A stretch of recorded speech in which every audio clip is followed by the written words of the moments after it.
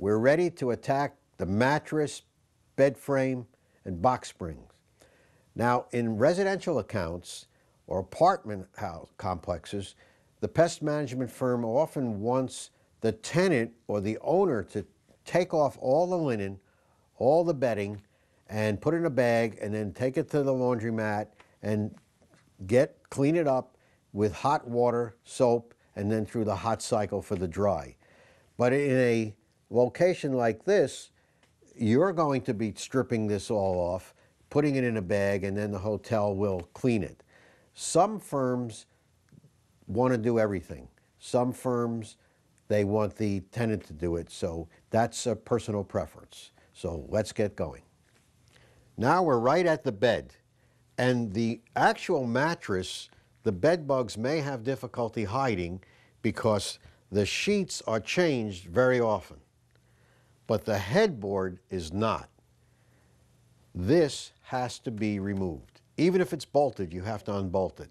And this is one of the reasons it's better to have two people on the job doing the bed bug control, because this has to be lifted off. And we're going to lift this now and see what's behind here.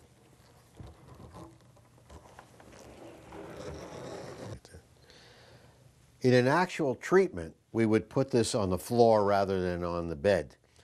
But what we're looking for, besides actual bed bugs and the blood stains and cast skins, the cracks that they could hide in.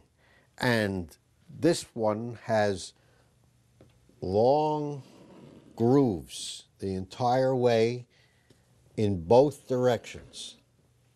In addition, there's a plate here that matches the one on the wall to help hold it up. Underneath that, and I would take a screwdriver and loosen these 3 screws, because the small ones are so flat they can get down in under there and you're going to miss them. And then when the same thing on the wall, we have this, these should be removed so we can get behind there, because as good as you think you are, they can still hide behind this.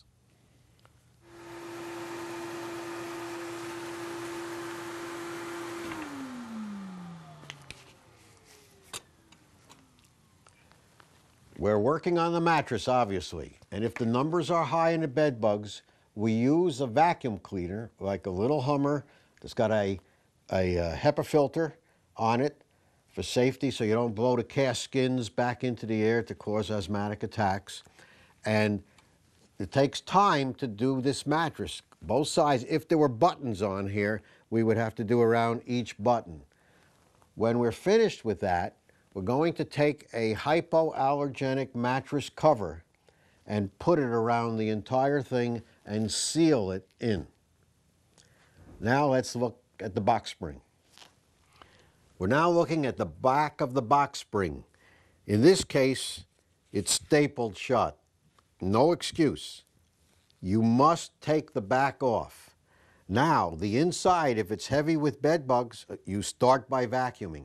And then you use a residual like the Suspend SC and treat every crack and piece of wood in there. You let it dry. And finally, don't forget the bed frame. Every one is built a little differently. This one happens to be hollow. All of the rods on this has to be taken apart and treated. For example, the hole here in this rod and this metal frame, you have to take it apart. They can hide in the teeniest little cracks. And the more you look at the frame, the more things you begin to see that need to be inspected and treated, because there are so many cracks in it.